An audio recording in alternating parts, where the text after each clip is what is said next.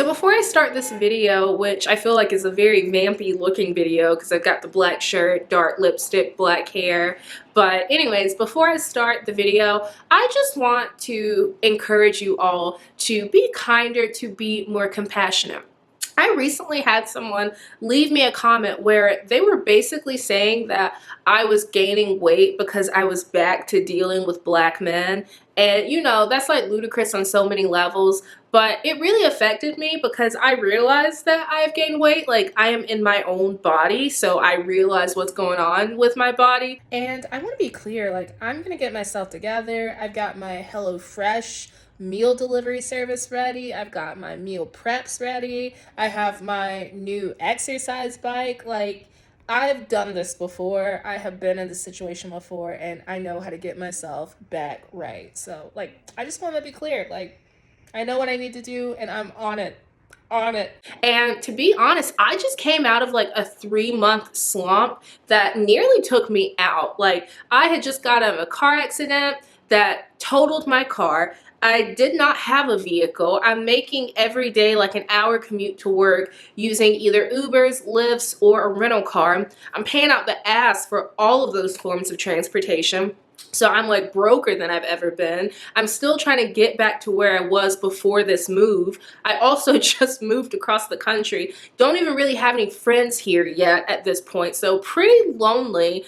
I, again, just didn't have the money to pay for my gym membership, to pay for my Peloton fitness app, to pay for the foods that I would prefer to be eating that nourish me and that keep me going. I didn't have a psychiatrist. I didn't have a therapist. I didn't have any of my mental health medication or a lot of access to the resources that I've used before. Like, I was down in the dumps, and to be honest, my weight, my appearance, like, I could have cared less. I could have cared less about what I looked like, because honestly, in that window of time, I didn't care about anything. Like, I was just trying and really barely trying, like just trying to get by, to survive. So I say that not because I want you to have like a pity party for me. That's not the wave. That's not what I'm asking for. I say that to remind you that when you say something to someone, you better come correct, right? Because like, we don't know what people have going on in their lives. We don't know what's going on behind the scenes. We don't know how our words are going to land with them in that moment in time. And so just be nice, be kind, be compassionate. And if you can't do that, like if you legit just, you don't have it in you, you don't have the moral fiber, you don't have the genetic makeup to be kind, then just be quiet.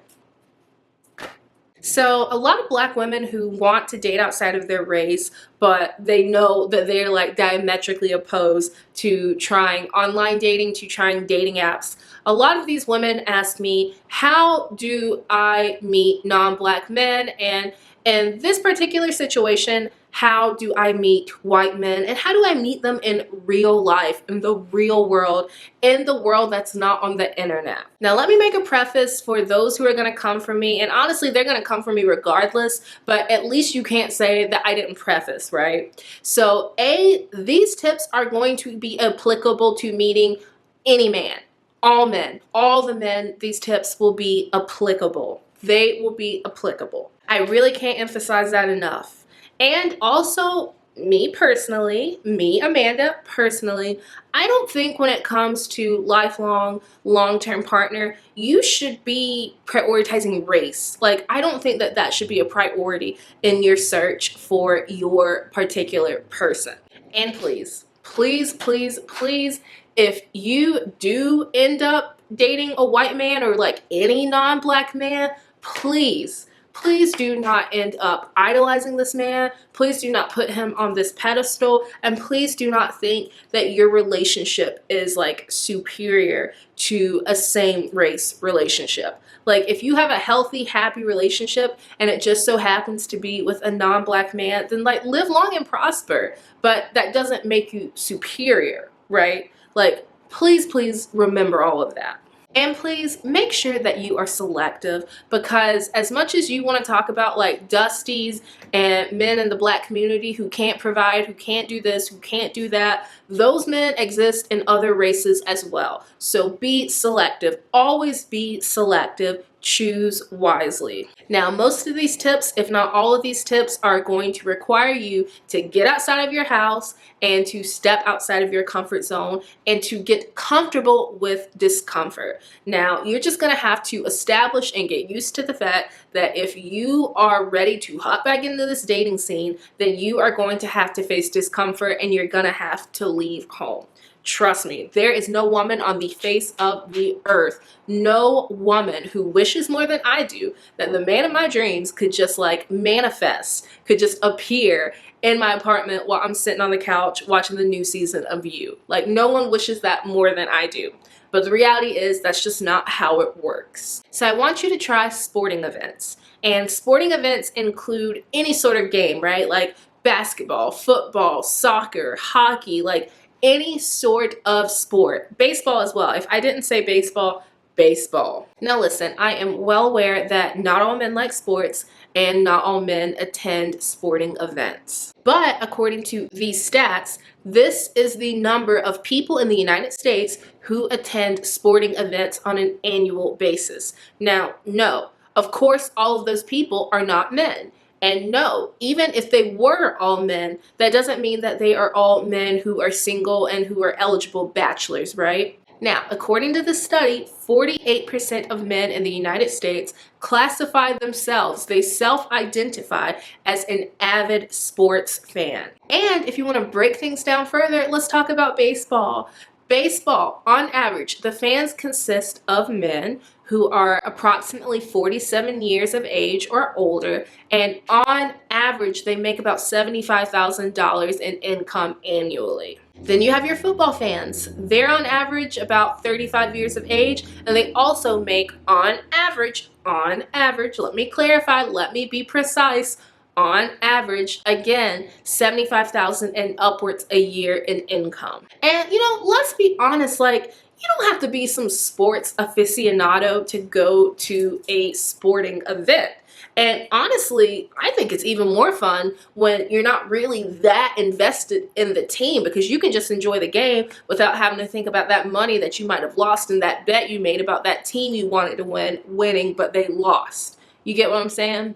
But like, really, like, seriously, games are fun. Like, they are so much fun. I don't know anyone who thinks that watching a game live is less fun than watching a game at home on the couch. And in particular, ladies, I would highly, highly, highly encourage you to go to local sporting events. So if there are any minor league teams around where you are, or just like local games, like, what are they called?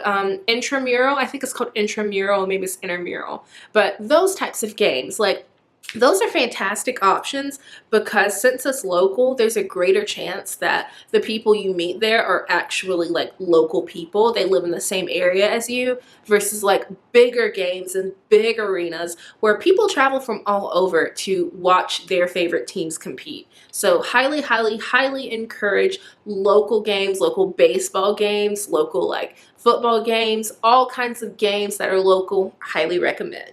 Okay, now for this next tip, I want you to exercise caution. Like, I want you to be cautious, to trust your gut, trust your instincts. Like, you know what's best for you, and you know what safety looks like for you. So please do not sit here and think I'm telling you to just run out into the wilderness, just run out into the forest and just chat up and start talking to and get involved with any man that you see while you're out there. I'm not telling you to do that.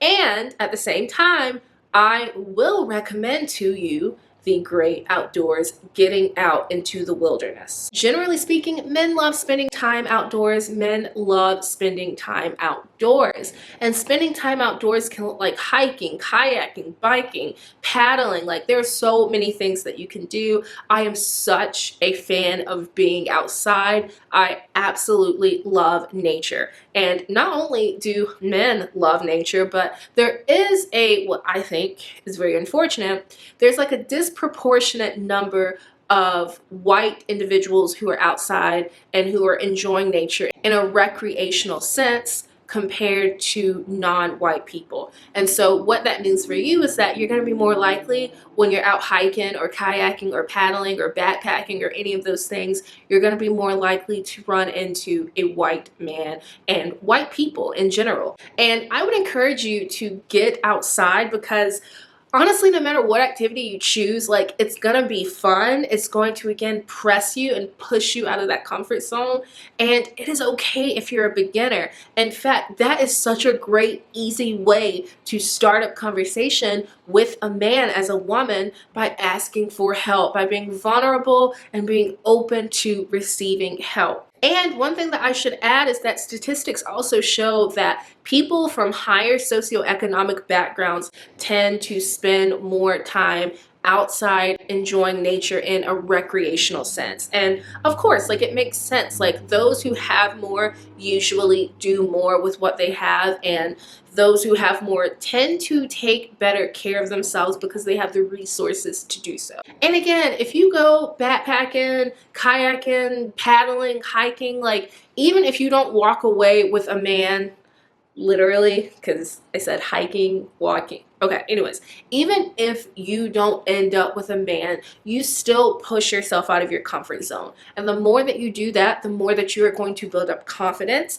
and know-how and savvy. And those are traits that are alluring, and they are alluring in the long term. You get what I'm saying? Like, they will only grow and compound and become something that makes you even more desirable over time. Now, this last tip is super simple. It is a no-brainer, but let's be honest, sometimes when we're racking our brains and just trying so hard to come up with the answer to some problem, to a situation that we perceive to be a problem or that we perceive to be difficult, a lot of times we forget about the simple stuff because we think that the answer is going to be much more difficult and much more complex. But my third tip is just stores.